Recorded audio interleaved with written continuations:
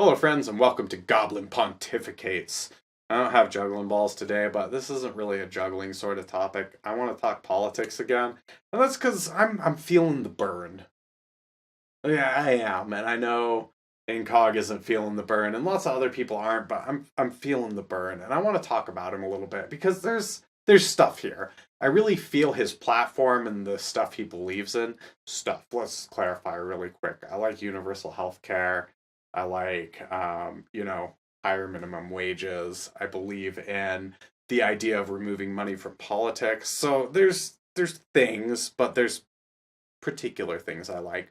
And I want to talk about him because I think he is helping to change the dialogue on what an election should look like. And I think Ron Paul actually started this discussion. So it's interesting. We have two people on like sort of polar opposites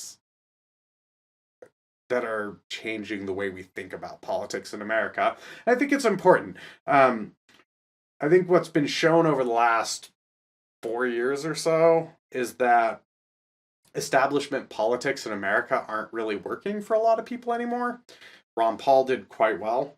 Bernie's doing even better than Ron Paul did. So the fact that we're seeing this kind of this kind of momentum towards non-standard's not the right word, non-establishment politics really, I think, makes a statement about where the American people are going. And I think the American people are frustrated.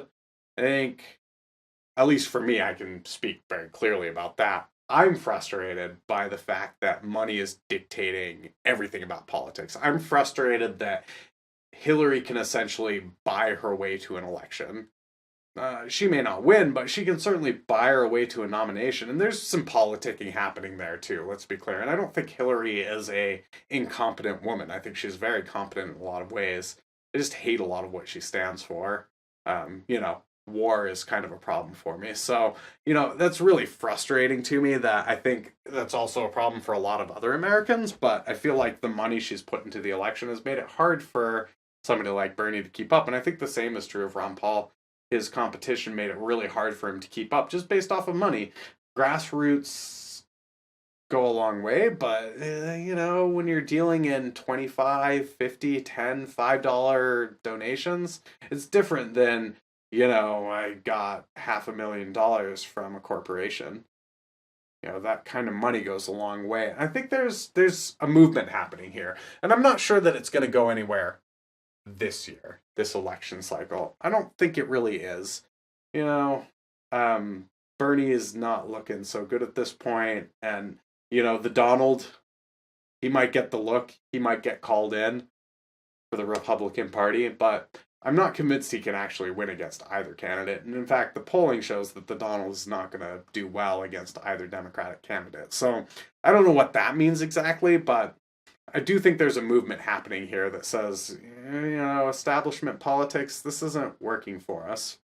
And I think you're seeing a polarization of the American people where there's people who are concerned about size of government and, classic liberal ideals, and liberal in the context of the, like liberal, not like liberal, I'm a Democrat, but like classic liberal thought processes. This includes libertarianism, so goes more towards kind of the Donald, but again, more towards the Ron Paul idea. But nobody's representing the libertarian perspective other than Gary Johnson. So, I think that's why we're seeing a lot of movement towards the Donald and a lot of movement towards feeling the burn, is that people are just feeling frustrated with the general cycle.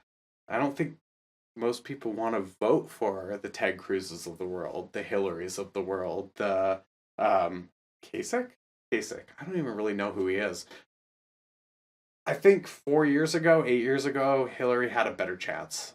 But I really think the political discussion is moving. I think it's important to recognize that, and I think that the political bodies involved should be thinking about what that means. I think the liberal side of things want actual liberal candidates, and the conservative side of things want people that more closely reflect their morals. So if we're not presenting those candidates, I think as a country, we're failing in our election process. I don't know what the solution is, but I think it's worth thinking about.